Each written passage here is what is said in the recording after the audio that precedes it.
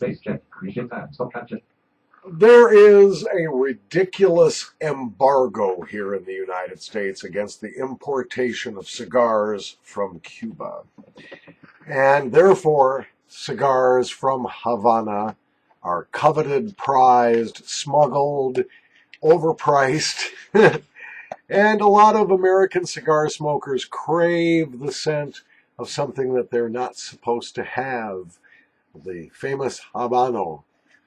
Well, fortunately, we have Sir Walter Scott's, and fortunately, Sir Walter Scott's has made a nasal snuff they call Havana Toast. And that's what we're looking at today here in the Dank Basement. Hi, everybody. I'm Paul, and I'm spooning this up. It is a big tin. I got the 50-gram tin. I got it from Mr. Snuff.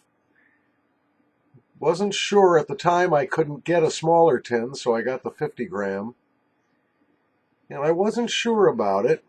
Use my spoon here. Always with artisan snuffs, please do not handle the snuff in the tin with your bare fingers if you can avoid it. Even if your hands are very clean, there is a chance you could introduce mold spores or something else nasty, which will ruin the snuff for you forever. And this stuff at about $43 for a 50-gram tin is quite expensive. Use your spoon. If you don't have a spoon, improvise.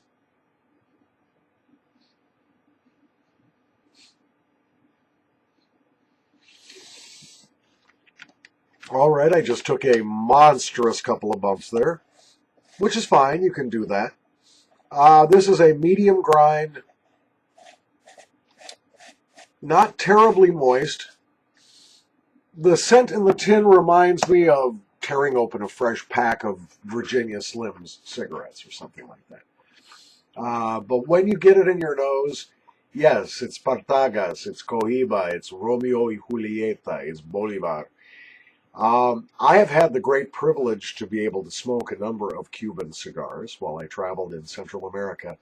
And while there isn't much difference to my uneducated palate between a good Cuban cigar and a good Dominican cigar or a great Nicaraguan cigar, because remember, a lot of those tobaccos were grown from Cuban seed after 1959, with a bunch of tobacco growers and cigar rollers departed from Cuba, and wherever they landed, they planted Cuban seeds. So it's not really that big a deal.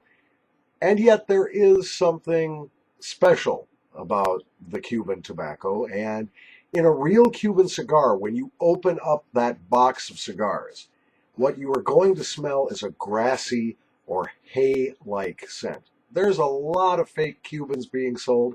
One way you can avoid that is not only to look for the stamp on the bottom of the box, but also to smell that box when you first crack it open. You get a little hay scent, a little freshly cut grass aroma, and that is a clue that what you've got there are real Habanos, real Cuban cigars. That's what this snuff manages to capture. It's not just a very good blended bunch of tobaccos, but the Sir Walter Scott's Havana Toast, in addition to being a nice toasted snuff, also has those subtle hay-like, grass-like scents that lets you know this is the real deal. This is Cuban tobacco. Of course, there's other tobacco in here that is not Cuban, I'm quite sure, because even in England, Cuban tobacco is quite expensive. But you will get that taste, that elusive cachet, that little something extra that you can only get from smoking a real Cuban cigar. If you are a Cuban cigar fan, or in fact, if you are a cigar fan of any kind, you're going to like this very much.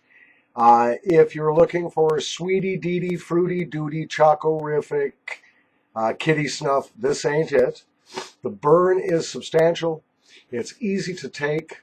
Burn subsides after about 30 seconds. What you're left with is some pretty strong nicotine. It is not clogging. It's a very complex aroma in the nose that has the ability to persist a little bit. But even though it's persisting, I'm going to do some more here while we talk. Hey, as long as I've got your attention, I want to remind you to please tell all your friends, families, and enemies to subscribe to this channel, because as soon as I get 500 subscribers, I'm going to be doing a drawing the likes of which YouTube has seldom seen. There will be something for snuff takers, of course. There will be something for pipe smokers. There will be something for cigar smokers. So if you're into tobacco, or if you have friends who are and you haven't yet subscribed, or they have not yet subscribed, tell them to subscribe. Because as soon as I get to 500, I'm going to launch this contest. You will not have to make a video response in order to win. It is a straight drawing, open to adults from all over the world. No national boundary limits here.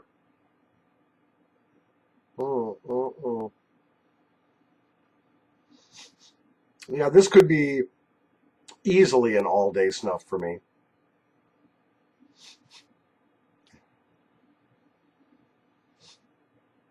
Oh.